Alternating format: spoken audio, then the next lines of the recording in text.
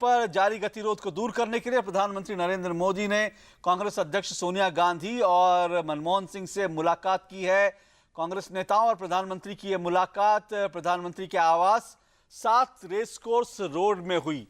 ये बैठक खत्म हो चुकी है और माना यह जा रहा है कि इस बैठक में संसद में लंबित विधेयकों को पारित करवाने को लेकर प्रधानमंत्री कांग्रेस से उन्होंने बात की है और जीएसटी समेत तमाम विधेयकों को पास करवाने की दिशा में ये एक बड़ा कदम माना जा रहा है।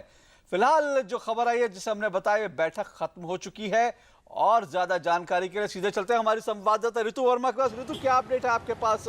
बैठक खत्म हो गई है, कांग्रेस की अपनी कुछ सलाह थी, कुछ कांग्रेस ने इसमें अमेंडमेंट की बात की थी, तो क्या कुछ आपके पास जानकारी है? क्या कांग्रेस अध्यक्ष सोनिया गांधी या मनमोहन सिंह ने पत्रकारों से बात की इस बैठक के बाद?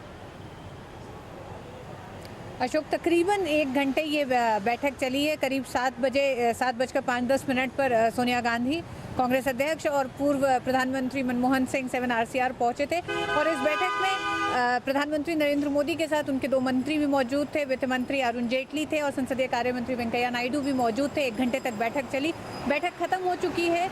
सोनिया गांधी और पूर्व प्रधानमंत्री मनमोहन सिंह जा चुके हैं, लेकिन मीडिया से कोई बातचीत नहीं की। मीडिया यहाँ पर मौजूद है और उनको उम्मीद है कि हो सकता है संसदीय कार्य मंत्री वेंकैया नायडू बाहर आए और कुछ मीडिया से बात करें। लेकिन एक जो इसमें एक बड़ा पहलू जो आज की इसको काफ़ी महत्वपूर्ण माना जा रहा है इस पूरी मुलाकात को, उसके पीछे का कारण भी यही है कि मानसून सत्र जिस तरह से हमने देखा था, हंगामे और विवाद की भेंट चढ़ गया था और तमाम ऐसे बिल लंबित पड़े हैं लोकसभा और राज्यसभा में। आज जिस तरह से 2 दिन तक शीतकालीन सत्र की शुरुआत जो हुई 125वीं बाबा साहब अम्बेडकर की जयंती पर संविधान के प्रति प्रतिबद्धता को चर्चा को लेकर शुरुआत हुई और कल के दिन की अगर अशोक बात करें तो चर्चा जिस तरह से राजनीतिक टीका टिप्पणी की तरफ भी जा रही थी और आज जब अंत में प्रधानमंत्री नरेंद्र मोदी ने उस पर अपनी बातें रखी तो उन्होंने शुरुआत ही इस तरह से किया था कि ये इस तरह से इसको ना देखा जाए कि चर्चा के बाद प्रधानमंत्री को अपनी बात रखनी है या वो क्या कहते हैं। उन्होंने कहा कि मैं भी तमाम सदस्यों की तरह एक सदस्य हूं और मैं बाबा साहब को अपनी श्रद्धांजलि, सम्मान और संविधान के प्रति अपनी प्रतिबद्धता या क्या मैं सोचता हूं, क्या मेरा विचार है, उसको मैं सबके बीच में रख रहा हूं। उन्होंने अल्पमत बहुमत की भी बात की। उन्होंने तमाम वो बातें की जिसमें साफ जाहिर होता था कि देश हित के जो मुद्दे हैं उसको आगे बढ़ के संवाद कायम करके उसको सुलझाने की जरूरत है।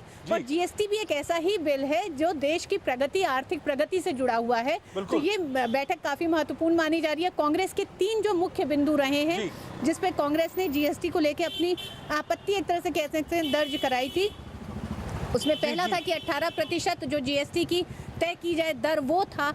दूसरा ये था कि 1% अतिरिक्त जो टैक्स है उसकी वो लागू न किया जाए, राज्यों को वो आज़ादी न दी जाए। और तीसरा कि जो अगर शिकायतें हैं जीएसटी में तो उनके निवारण के लिए एक तंत्र विकसित किया जाए। इन तीनों को लेकर ये बैठक हुई है। मुझे लगता है अब से और थोड़ी देर में बातें बाहर आएंगी कि इस बैठक में कितनी सहमति बनी, लेकिन उम्मीद ये की जा रही है क्योंकि देखिए वित्त मंत्री अरुण जेटली लगातार कह रहे थे कि 32 दलों से उन्होंने बात की। जो हम देख रहे थे कि बृहस्पतिवार को जब शीतकालीन सत्र शुरू हुआ उससे पहले जो लगातार बातचीत का दौर था उसमें एक सहमति कायम होती दिखाई दी थी तमाम दलों के बीच में। जी अशोक, 32 में से 30 दल का समर्थन मिल चुका है, लेकिन आज उम्मीद की जा रही है इस बैठक के बाद कांग्रेस का भी समर्थन मिलेगा, ऐसा उम्मीद की जा रही है। इस बैठक के बारे में हम आपको अपडेट देंगे जैसे इस बारे में और जानकारी मिलेगी, क्या कुछ हुआ।